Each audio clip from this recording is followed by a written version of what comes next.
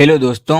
एक आदमी था जो बहुत अमीर था, जिसका प्लेन क्रैश हो चुका था। उसकी लगभग सारी हड्डियां टूट चुकी थी और सभी डॉक्टर ने यह उम्मीद छोड़ दी थी कि कभी यह ठीक भी हो पाएगा। और कई डॉक्टर का यह मानना था कि अब यह कुछ ही दिन और बचेगा। लेकिन उस आदमी ने एक मजबूत विश्वास के साथ अपने मन में ठान लिया था कि वो क्रिसमस तक पूरा ठीक हो जाएगा। उस आदमी ने किसी की भी बात को नहीं माना और वह दिन रात बस उसी एक पॉजिटिव थॉट को अपने मन में सोचता रहता था। और वह खुद को इमेजिनेशन करता था कि वो किस प्रकार क्रिसमस के दिन उस हॉस्पिटल से अपने पैरों पर चलकर बाहर निकला। उस आदमी ने लगातार 8 महीनों तक उस एक पॉजिटिव थॉट को अपने माइंड में रखा, जिससे उसके सबकॉन्शियस माइंड में उसका यह विजन क्लियर था, जिससे वह आदमी क्रिसमस के दिन अपने पैरों पर चलने में सफल हो सका। एक आदमी जिसकी लगभग 103 हड्डियां टूट चुकी थी, वो आदमी सिर्फ 8 महीने में अपने पैरों पर चला। ये है पावर ऑफ सबकॉन्शियस माइंड। और अगर आप ये स्टोरी पढ़ना चाहते हैं तो गूगल पर सर्च कर सकते हैं, miracle man the story of Morris Goodman. इससे हमें सबकॉन्शियस माइंड की पावर के बारे में पता चलेगा। अगर आप भी सबकॉन्शियस माइंड की पावर के बारे में जानना चाहते हैं तो ये वीडियो सिर्फ आपके लिए। आज हम बात करेंगे जोसेफ मर्फी की famous book the power of your subconscious mind के बारे में। यह बुक हमें बताती है कि हमारा सबकॉन्शियस माइंड कितना पावरफुल है और कैसे हम इसका यूज करके अपने लाइफ स्टाइल को बेटर बना सकते हैं। तो आइए जानते हैं। Step first, subconscious mind. सबसे पहले हमें यह समझना होगा कि हमारा सबकॉन्शियस माइंड क्या है और यह कैसे काम करता है। हमारा माइंड 2 भागों में बटा होता है, चेतन कॉन्शियस माइंड और अवचेतन, जिसे सबकॉन्शियस माइंड कहा जाता है। कॉन्शियस माइंड वो होता है जो हमारी एक्टिव थिंकिंग, डिसीजन मेकिंग और आंसरनेस को कंट्रोल करता है। जब हम किसी चीज के बारे में सोचते हैं, डिसीजन लेते हैं या किसी एक्टिविटी पर फोकस करते हैं, तब हम अपने कॉन्शियस माइंड का यूज करते हैं। और सबकॉन्शियस माइंड वो पार्ट होता है जो हमारे thought, belief, habit and memory को स्टोर करता है। ये माइंड हमारी डेली एक्टिविटी को बिना हमारी एक्टिव थिंकिंग के कंट्रोल करता है, जैसे चलना, लिखना या अपने रूटीन को फॉलो करना।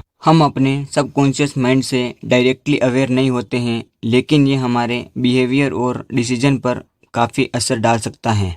इन दोनों माइंड के बीच ये फ़र्क होता है कि कॉन्शियस माइंड एक्टिव और अवेयर होता है, जबकि subconscious mind hidden and automatic होता है। फॉर एग्जाम्पल, अगर आप लगातार सक्सेसफुल होने के बारे में सोचते हैं और अपने गोल को अचीव करते हुए स्वयं को इमेजिन करते हैं, तो आपका सबकॉन्शियस माइंड उसी दिशा में काम करेगा ताकि उस सफलता को आपकी जिंदगी में लेकर आए। इसके विपरीत अगर आपके विचार नेगेटिव हैं, जैसे डर या अनसक्सेस, तो आपका सबकॉन्शियस माइंड इन्हें भी रियलिटी में बदल देगा। Second step, affirmation. Joseph Murphy कहते हैं कि पॉजिटिव थिंकिंग एंड अफर्मेशन हमारे सबकॉन्शियस माइंड को प्रोग्राम करने के लिए सक्षम तरीके हैं। अफर्मेशन वह वाक्य होते हैं जो हम खुद से बार बार कहते हैं और इन्हें दोहराने से हमारा सबकॉन्शियस माइंड इन्हें सच मानने लगता है।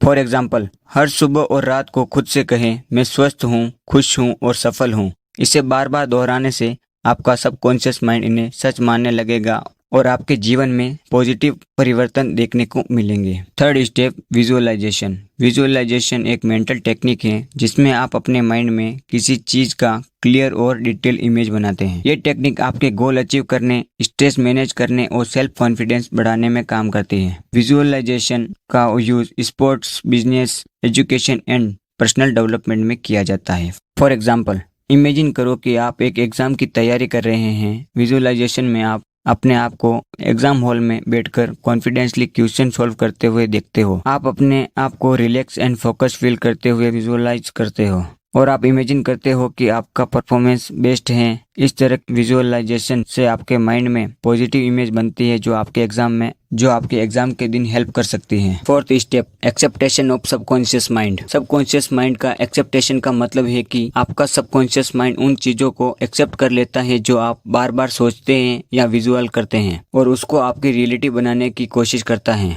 सबकॉन्शियस माइंड लॉजिक या रीजनिंग के बेसिस पर काम नहीं करता, बल्कि रेपिटेशन, इमोशन और स्ट्रॉन्ग बिलीफ पे काम करता है। फॉर एग्जाम्पल, अगर आप अपने सबकॉन्शियस माइंड को बार बार ये मैसेज देते हैं कि मैं कॉन्फिडेंस हूँ, तो थोड़ी देर बाद ये बिलीफ आपके सबकॉन्शियस माइंड में डीपली इंग्रेट हो जाता है। फिर आपका सबकॉन्शियस माइंड उस सिचुएशन में कॉन्फिडेंट बिहेव करने में मदद करता है। Step 5, avoidance of negative thought का मतलब है कि अपने दिमाग में आने वाले नेगेटिव थॉट को पहचानो और उन्हें ज्यादा देर तक अपने दिमाग में रहने से रोको। ये टेक्निक मेंटल वेल बीइंग में जरूरी है, क्योंकि नेगेटिव थॉट आपके मूड और प्रोडक्टिविटी को बुरा असर डाल सकते हैं। फॉर एग्जाम्पल, मान लो कि आपको लगता है कि किसी काम में आप फेल हो जाओगे। ये एक नेगेटिव थॉट है। अवॉइडेंस ऑफ नेगेटिव थॉट के लिए आप ये कर सकते हो। First, awareness. सबसे पहले नोटिस करो कि ये नेगेटिव थॉट आपके दिमाग में आ रहा है। Second, challenge the thought. अपने आप से पूछो, क्या ये सच में पॉसिबल है? इसका कोई प्रूफ है? And third, replace the thought. उस नेगेटिव थॉट को एक पॉजिटिव थॉट के साथ रिप्लेस कर दो, जैसे मैं अपनी पूरी कोशिश करूंगा और अगर मैं हार्ड वर्क करूंगा तो सक्सेसफुल जरूर बन जाऊंगा। इस तरह से आप नेगेटिव थॉट को अवॉइड कर सकते हो और अपने माइंड को पॉजिटिव डायरेक्शन में ले जा सकते हो। हे दोस्तों, आई होप ये वीडियो आपको अच्छा लगा होगा और ऐसी इंटरेस्टिंग वीडियो के लिए हमारे चैनल कैप्सूल ऑफ नॉलेज को सब्सक्राइब करें और वीडियो को लाइक, कमेंट एंड शेयर करना ना भूलें।